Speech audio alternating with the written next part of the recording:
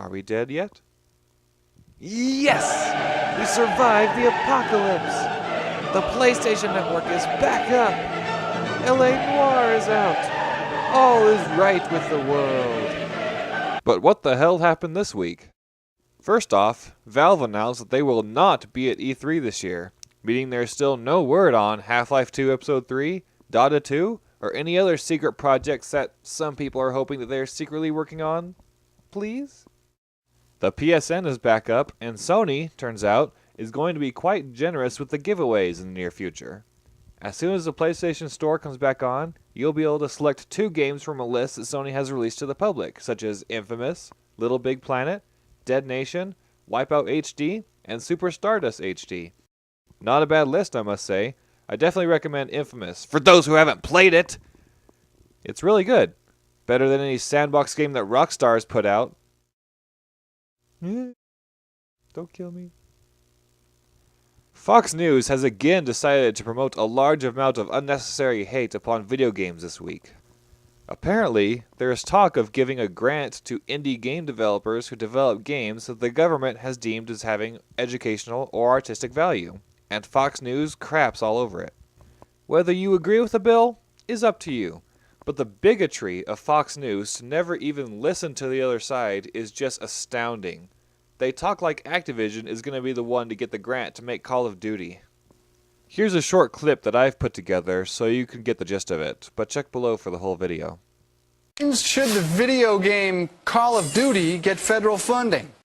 That's a question for the federal government, who is now considering giving taxpayer money to video game makers in the name of art and education. Is this a good use of your cash? When you think of video games, you do think of Call of Duty and Grand Theft Auto and the like. Exactly who would be getting these taxpayer dollars and why? Well, I want to make sure that the understanding is that those types of commercial games are not at all up for any sort of federal funding. So it's the same as saying, like, you know, the latest Hollywood blockbuster is up for federal funding. What we're talking about is games given to, or grants given to indie developers who develop educational and artistic games that the NEA deems have artistic merit. Are video games a valid form of art, and should they get taxpayer dollars? We're talking between $10,000 and $200,000 per grant.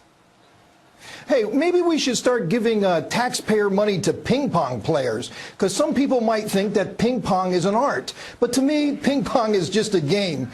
If you think about it, the jobs that you're talking about and the economic suffering that we're going through, video gaming as an industry is one of the strongest industries in the United States. It's one of our strongest products.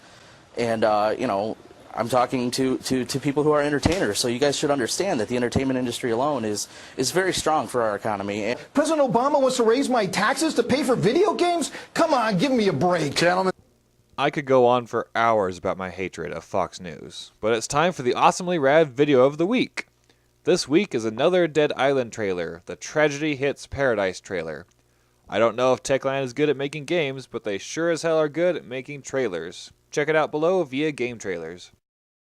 Oh, and one more minor detail to mention here before we wrap up. Let's see here. Gamer Rants just hit 1,000 subscribers!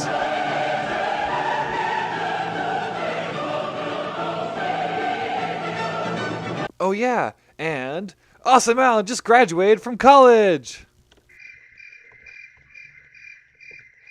That's it? That's all we have left? Alright, cue title sequence.